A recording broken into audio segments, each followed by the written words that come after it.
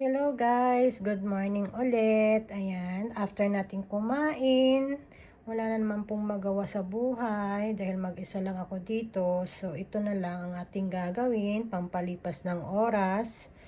At nagawa ko na rin naman po ang aking gawaing bahay. So ito po ang ating ginagawa ngayon. Ayan, gumawa po ako ng crochet. Ayan, ganchilyo sa Tagalog. Ito po ay lalagyan po natin ng mga abubot. So, hindi lang po cellphone ang kayang ilagay dito, kundi mga susi or ano pa mang gusto niyong ilagay. Hanggang dito po yan dapat. Kaso wala na tayong pang tali.